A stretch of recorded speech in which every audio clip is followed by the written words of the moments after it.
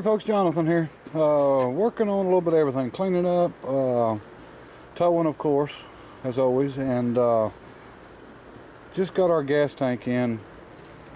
Brand new gas tank for the rat rod van, and this is an original 22-gallon tank. Was $80, or I think 83 total. But anyway, one thing we got to do, and the reason, well, let me tell you the reason I'm using this. The pickup gas tank and then the Cadillac Escalade gas tank I've got out back is going to be a real pain to mount, and they're so tall.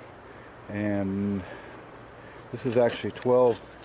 This one is actually 12 and 3/4 is what they say, or 12 and a half, and the other ones are still taller than that. But we've got to have our fuel injection pump in, which is here. Now this is a bad one that I've got. This is the one that actually came out of the truck, and we had to put one in at the day of the work, or the work day, a couple Sundays ago, or it might have been last Sunday, I don't remember. But anyway, we've got to make this fit in this tank, and as you can see, the hole was way smaller. But one of the good things about this tank is it's new, and I don't have to worry about it blowing up on me. The tank on the van has been sitting since '89, and I'm not even going to take a chance on, whether it's clean or not. I'm definitely not going to be welding to it.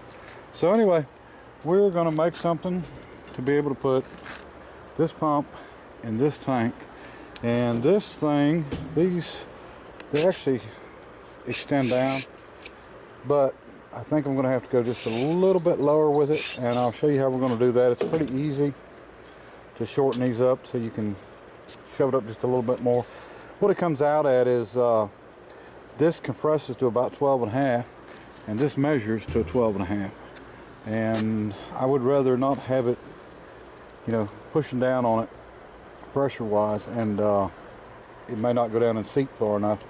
So we're definitely going to shorten it up a little bit. And like I said, it's a simple job to do, so we'll do that. We'll probably cut this out. We'll make us a piece to put in. We'll weld it in, and make it where we can bolt our pump down. And I think we'll do that tonight. It's pretty late already, but I'm cleaning the shop, or working on cleaning some of the shop up, and so it's going to be just a little bit before I get started, but we'll see what we can get done. Alright. Okay folks, about finished up cleaning. I mean, it's not beautiful or nothing, but anyway, it is what it is. But I was going to give you a quick shop tour. We're just going to circle around and I'll show you what I got, for anybody that is just interested. Of course, Miller-Matic 250. Had it for years. Good machine, like it. Got a ESOB plasma cutter, and it'll cut up to 1.25 inches. And I usually don't need to cut anything that thick, but it's a good machine. And let me see, Airco stick welder. I've never tried it, so I don't know if it works or not. I've got a Lincoln stick welder tucked back in the corner that I use sometimes, and then I've got a Miller 140 portable gas welder, and just a little small one. I like to stick weld, but like everybody else, you start wire welding and then you sort of don't get back to it. But anyway, old cabinets. I like old cabinets. I've got there's an old Delco, and it's full of stuff. And there is I'm not even sure what it is. It's a ignition tune-up parts, but just an old top cabinet. Here's one a friend of mine gave me. He's a machinist. I think he gave me that for a birthday present years back, but it's a CarQuest NASCAR Truck Series cabinet, and I guess brake parts is what they kept in it. Auto parts store don't do that anymore, but they used to use a lot of these. Actually, this is auto parts store. This one here would have been probably the dealer, Delco Remy, and it could have been a parts store. It's hard to say. Anyway, all right, got just an old grinder. This particular one, the switch is bad on, so I just added a switch in to run it. Nice base that I picked up out of the junkyard. It's a Burr King. And let me see, we got our horizontal mill. That's a Brown & Sharp number 3. That's 1903 is the last patent date on that. Got my fan I like, wooden blade fan. I've done a video on it, redoing it, but it's noisy, but it works really good. Hurricane wind force is what that puts out. Anyway, and I know everything looks like a mess, but I know where everything's at, you know, on the shelves and stuff like that, so I don't have too much trouble finding stuff. Drill press, that is a Delta Rockwell. That's, I think, a 1953 model, and nice one. I traded for it a long time ago. Works good. Got a Vulcan 100-pound anvil. Believe it or not, hard to believe, I went to a military surplus and I asked the guy what he wanted for it, and he said $20. So you can't pass that up. 6-inch Craftsman vise. You know, really honestly a cheap sort of a piece of crap, but I mean it works. You know, it's not a good older vise anyway. And I got a little stand here that's got a Black & Decker grinder, and then I've got another cheap grinder with just wire wheels on it I use, and then we got my Clausing Colchester lathe. That's a 5x40, I mean a 15x48, 15-inch lathe, index and head and everything. You know, I don't have any temperature control in here, so it's hard to keep stuff from rusting, so I've got to clean it up all the time. Of course, my Bridgeport. I moved some machines around. I moved the Gorton vertical mill out. I moved my Superior Camelback drill press in place of it, and then I put the Bridgeport here. I've had other lathes and stuff in here. I just, as I get something better, I get rid of something I've had. And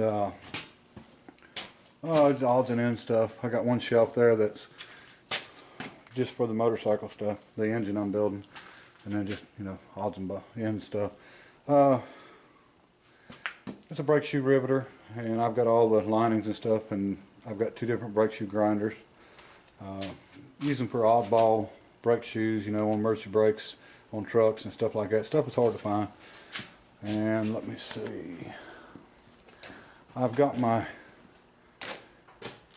Bement & Son 1870 lathe, and that's a 20x15, and that's not 15 inches neither, that's 15 feet between centers. Let me see, we got the 25-ton brake press, or press brake, whatever you want to call it, and that's a mechanical, and it's 6 foot, and the dies I got in it now is about 4.5 foot, but I've got 6 foot dies for it and stuff. I like them dies because they go past 90, and sometimes, like when you're doing stainless, if you go 90 with the 90 dies, it sort of springs back, so you can go a little over with that, and put that on today. Oh, here, I'll show you another sticker I got here. Eric, fins up, buddy. Anyway, let me see, an Acer surface grinder. Got a Powermatic vertical bandsaw. That's I think about a 20-inch. Got a Lindsay jig bore machine, which is, you know, basically a little mill. Rotor lathe. That's one I need to restore. It does work, but I actually put a motor and stuff on it, but it needs restored. And of course, just toolboxes. And a arbor press, Famco, and stock of bolts and stuff like that. But I've got a valve grinder over there and a couple more arbor presses and stuff like that. But you know, not much. Just you know, just what I've got, what I found over the years. And my shop's 30 by 30. I poured the floor later on. The floor, all the concrete you see here was done by hand. Now, I had a guy that worked for a concrete company, actually 2 guys, and they would bring the leftover concrete. Sometimes you'd get, you know, a yard or half yard, and you know, you might get 4 yards. I mean, it was hard to say. Whatever he brought, he backed up the driveway, and you know, I had to be ready. It didn't matter if it was raining and dark. You know, I had to be ready.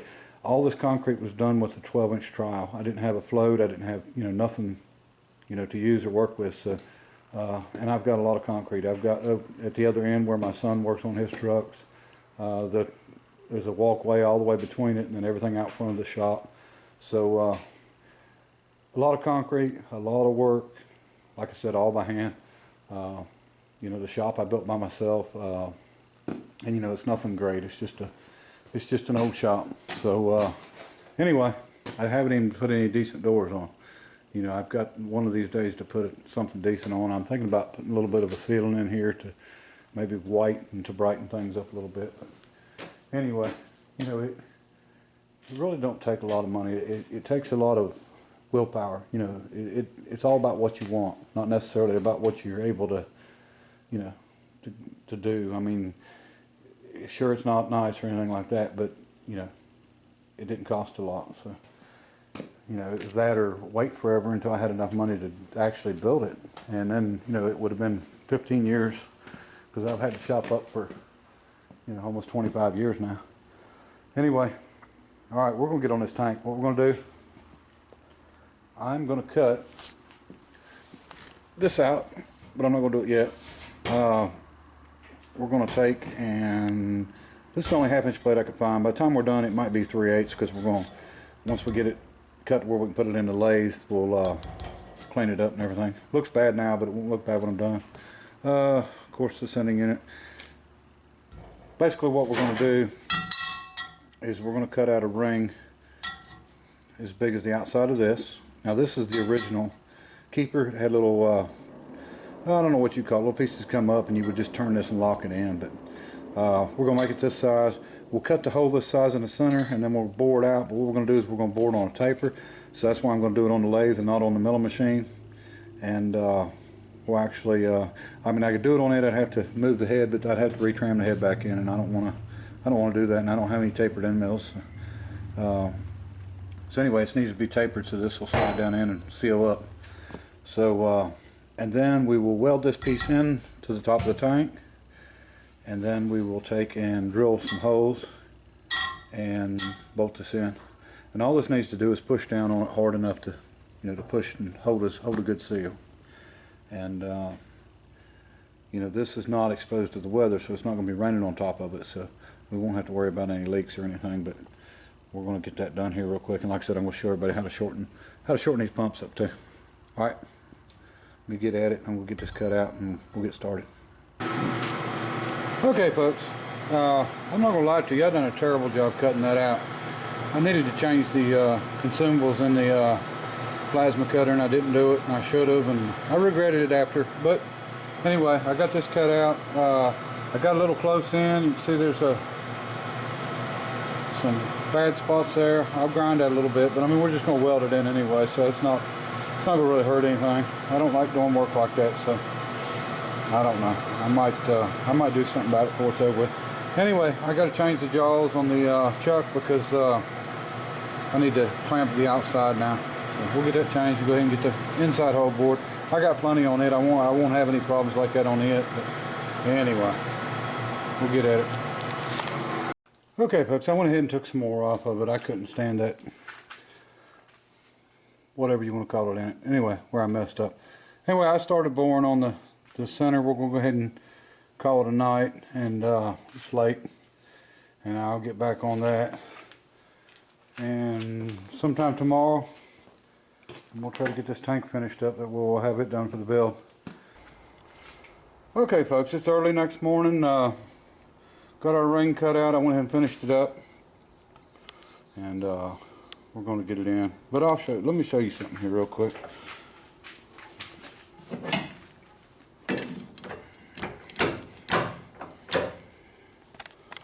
Might be just a little bit warm. Alright, you can see the ring that come out of this piece of steel. Just because a piece of steel is rusty and stuff on the outside don't mean it, you know, it don't machine good or make a good part. And about like a person, you know, just because something don't, or looks pretty rough on the outside don't mean it ain't good on the inside. Anyway, so that's done, and what we'll do, now I didn't end up tapering that, and the reason I didn't is because of the way this was, and I just measured it, went just a little bit tight. We'll put some grease on it before we put it down in. Like I said, I'm going to show you how to shorten this up, and it's not real hot. This will actually, we'll cut the old piece out, we'll weld this in,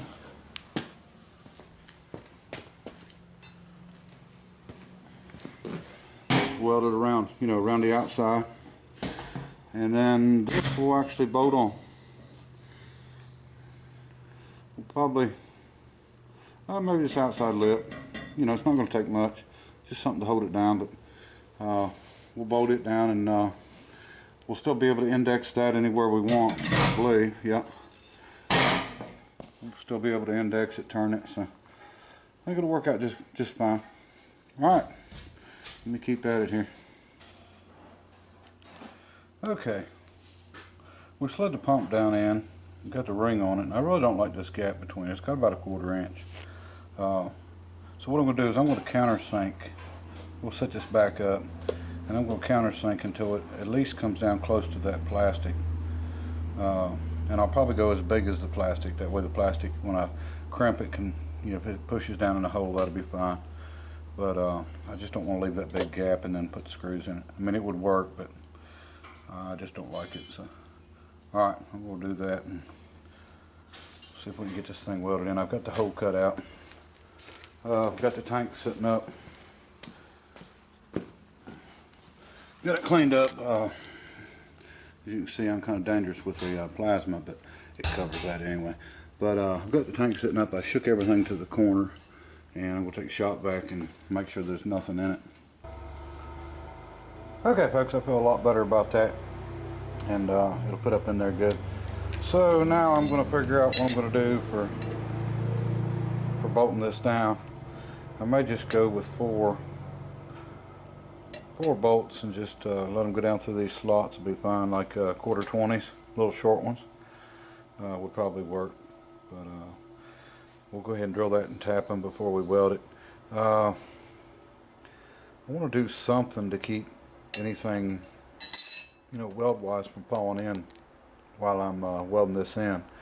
So we'll do something to cover this, and we'll make sure we cover our holes too, because we don't need no little beads to drop down in there. But it's going to be a lot easier to do on the drill press than it is to do, you know, when it's on the tank. So, okay, we got our flange on, and I've got the 4 holes drilled and tapped. But I actually ran into a problem. You see, there's 2 extra holes right here, and I kept having to rotate it because I had a 7/32 drill bit, but every time I drilled it with that particular bit, it was oversized. I don't know if the bit's bent or what, but so the tap was going in too easy, and it worried me about pulling the threads. So I got a different bit, and it done a real good job. We're going to weld them holes up too, so I'll weld them and we'll clean it down. But anyway, I don't know how this is going to weld. I have no clue. I cleaned the tank, cleaned the ring up.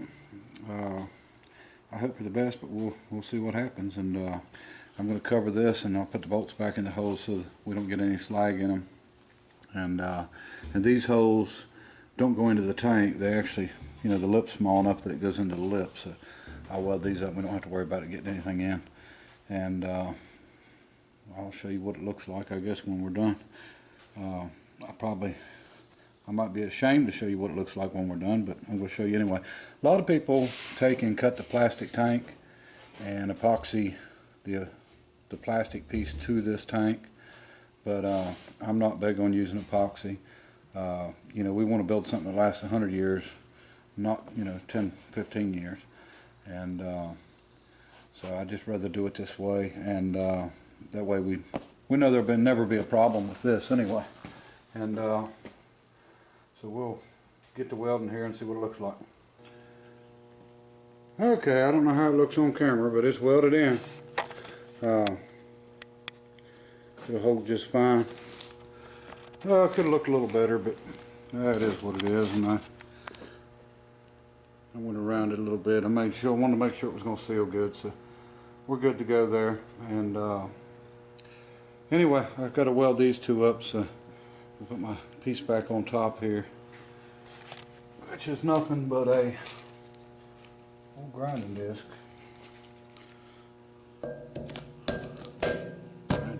Take the hole up in the center, but we'll block these other holes with some screws, and we'll go ahead and weld that up and grind or smooth them off. And just make sure you weld the right ones, right? Okay, we're going to shorten the fuel pump up real quick. And I'm not actually going to use this one. We're using the one that's in the tank, but I want to show you anyway. And if you push down, you can see these are nothing but tubes. There's 3 tubes on it. And what we're going to do is just go in and cut these off, just like you would a brake line. And we'll use a little brake line tubing cutter. We'll cut them off, and then we'll just re-flare them. Let's just say an inch up or something. And that's all we really need to do. This thing just about, well, it actually goes in, but it's so tight on the bottom of the tank, I don't want to run it that way anyway. So, and we may end up taking the other fuel pump, the electrical part of the fuel pump out and putting in this one, who knows. But I'm going to go ahead and shorten it either way. Alright, let me get that done. These are welded up and smoothed down good, so we're good to go there. Got this shortened up. Let's see, I took about an inch out of each one. And they cut pretty good, but they're stainless. They're stainless steel, so when you get ready to flare them, be ready to heat them with a torch on the end. And this thing was 12.5 inches all the way down here.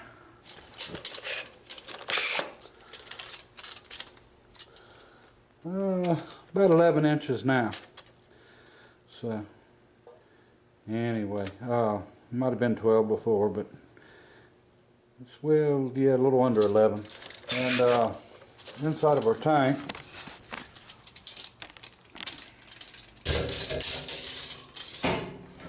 is about 12. So shouldn't have any problem. We'll see if we can get it to go in and clamp in there. Now, like I said, we're still going to change it out, at least change the pump out. We may end up changing the whole thing, I don't know. Whatever they want to do. But let me get it in. Alright folks, here we go. There's a fuel injected fuel tank for a 79 Chevrolet van.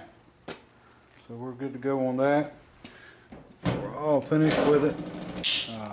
We can clock these a different way. The way I've got it clocked now with the inlet here, it's actually shooting straight toward the front.